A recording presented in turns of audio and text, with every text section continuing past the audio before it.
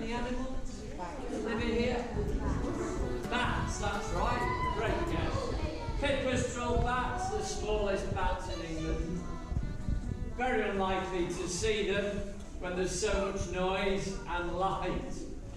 Having said that, my first tour of the season, there were 2 bats fluttering around here, but it's very unlikely you'll see them. Not a lot else living down here, really. Just a few steps to your right as you come in.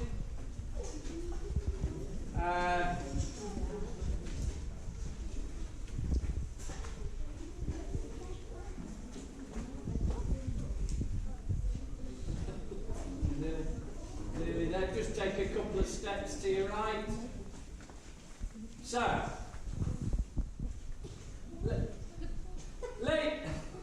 ladies and gentlemen, welcome to the great, no it's not, we're in the Great Masson Cavern. Welcome to Walker's Grove. Walker's Grove, so called. Grove is an old Saxon word meaning mine, and Walker, because that was the first family that came into here that mined this cavern out, the Walker family, in 1670. Now you might be wondering what most of the rock type is here. Most of the rock in this Walker's Grove, or in this Masson hillside, is the white rock here, limestone, formed 350 million years ago by sea creatures that were swimming around in a warm tropical sea over Britain. Imagine that. And that's why you often get fossils in limestone, fossils of sea creatures. And if we're really good, kids, I'll be able to show you some fossils in the last chamber, the 3rd chamber we go in. How exciting is that, kids? It's meant to be the kids that are exciting, not the adults. Now then, the miners didn't want to come in here for limestone, no. They came in here for one particular element or rock. And there just happens to be a piece of it over there. How lucky is that? This is what they were after, galena. Now, galena is this shining material here. It actually means shining light. Galena is lead sulfide. So the miners that came in here were lead miners. What on earth would they use lead for? They'd use lead for things like... That's it, church roofs. Have you done this tour before? Church roofs to waterproof them. It might be leaded like windows. They even lined, or still do to a certain extent, lead-lined coffins. And this might make you laugh, kids. The Latin name for lead is called plumbum. I knew you'd laugh at that. That's where we get the word plumber from, because plumbers used to use lead water pipes. Hopefully not anymore, because we now know when lead is smelted, heated up, that means, it can be toxic or poisonous. So we don't tend to use lead now as much. However, in the olden days, they didn't know that it was poisonous, so they used to use it to whiten brown bread, believe it or not, sweeten red wine, and even for ladies' makeup to make their complexion paler. You may have seen pictures of Elizabeth I, very pale complexion. Now, lead is also one of the heaviest elements, so it's very heavy, even heavier than gold, believe it or not. They'd get it out through a shaft up there in the 17th century. They'd lower a rope down, tie a rope to a bucket. The bucket full of lead would have been so heavy they'd have to winch it up or wind it up to the surface. Now, in a minute, we're going to walk along a passageway. Follows a pipe vein, a thin strip of lead that the miners were chiselling at about 2 inches per day. It took them 60 years to dig along this pipe vein or passageway that we can walk along in about 5 minutes. Fingers crossed anyway. When we're walking along there, you'll notice lots of pick and chisel marks. Can you see where my torch is there? Getting the lead away from the limestone, exposing the white limestone. You'll also see lots of this. This is miners' debts, the waste limestone that the miners didn't want to take out through a shaft up to the surface. There was no value in that, really. Okay. What you won't see in these caverns or passageway is any lead, because the miners took all the lead by the 19th century. These then became show caverns or tourist caverns. And I'll talk more about that in the second chamber at the end of this passageway. Now, as I said in the introduction safety talk, this is the point of no return. If anybody's not happy for whatever reason, they can go back up that passageway, and there is the video available. If you do carry along that passageway and into the pipe vein, you do have to carry on to the top of the hillside. You can't turn round because, well, A, because there'll be another tour coming behind us and you won't be able to get out, and the lights go the other way. Okay, but I hope everybody's going to carry on the tour. Think everybody's going to carry on? Yeah? I'll lead the way. This is the funniest bit of the tour, though, kids, because I've got to hurdle back over this barrier without knocking myself out this time. Let's see if I can do it. Okay.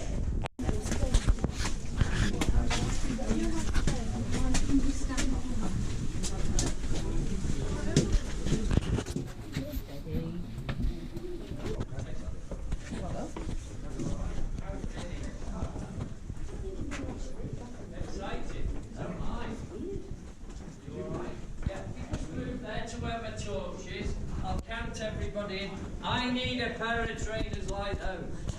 Oh, wellies like those even. That'd be fantastic for guiding. Everybody happy? We can have a bit of a rest in here. I've got some oxygen tanks just round the corner there. That is a joke, by the way. You might just want to move a little bit further down. I'll just count everybody in. Some more lights on in a minute. Now, you probably saw lots of shiny material in the passageway. That would be this. Can you see it? You might just want to come this way a fraction. This is calcite. And they put calcite crystals in the white road markings in the middle of the road to shine in car headlights. Now, some people think this group of crystals here has made quite a distinctive shape, a little bit like a mouth, or even a bit like Mick Jagger's lips. Yeah, if you know who Mick Jagger is, that is. Now, this chamber, or cavern, is fully 30 metres high, 50 metres long, imaginatively named the Great Chamber. Yeah. Now, this was formed naturally by water. So after the last ice age in Britain about 12,000 years ago, it started to warm up. Water from ice, melted ice and glaciers would flood into limestone and erode or wear away this huge chamber. So this is a natural water chamber or cavern. Now, what happened in 1699? There was a local lead miner by the name of Mr. Tinker, and he came down a shaft around there with a rope and a bucket and started to take the lead out of here, and presumably he made lots of money. Now, as a special treat, I can mimic what Mr. Tinker first saw when he first came down over 300 years ago. So kids, do you think he would have had a fancy torch like mine and electric lights down here? No, good answer. What would he have for light then 300 years ago? Go on. One candle. So I can turn the lights off and you can get an idea of what it was like to mine with one candle. Now don't panic too much. There will be emergency lights that will stay on at the back if you want to take a couple of steps back. Otherwise, we'll turn some more lights on gradually. So everybody knows what's going to happen. I'm going to turn the lights out. Okay. Okay, so ladies and gentlemen, I'll count you in. 1, 2, 3. Okay. There we go. Now, your eyes start to adjust. They'd lower tourists down Tinker's shaft in a bucket on a road and just expect them to walk around here on their own.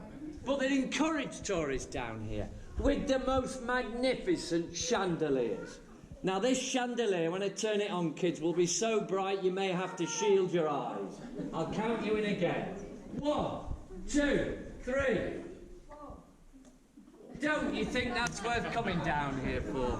Well, that's the light show, ladies and gentlemen.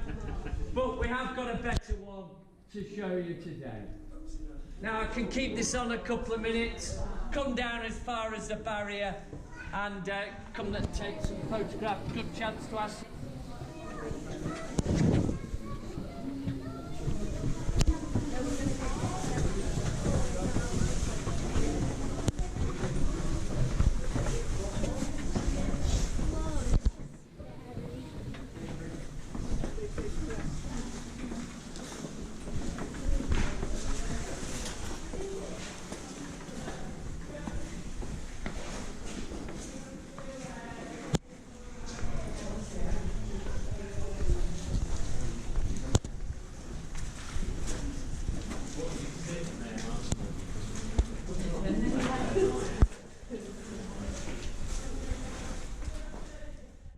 Can you believe that, these white shells? I'm trying to big it up, yeah.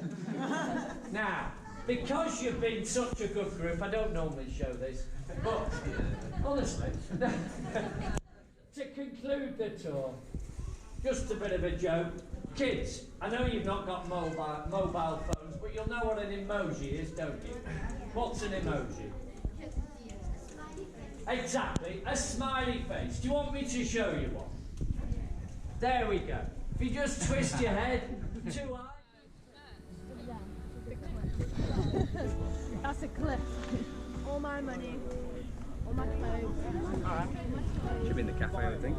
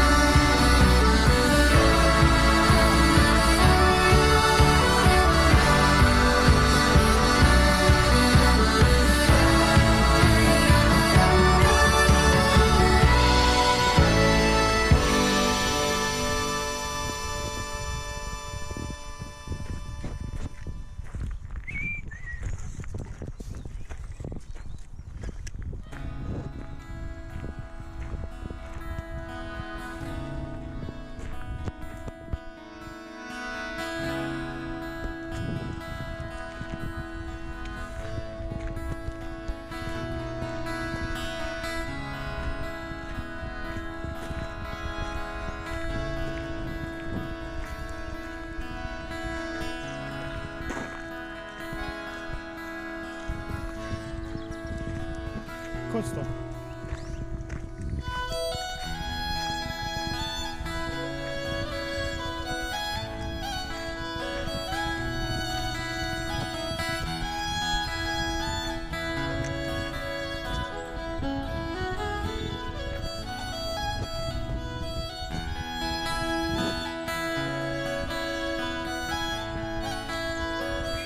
Come on.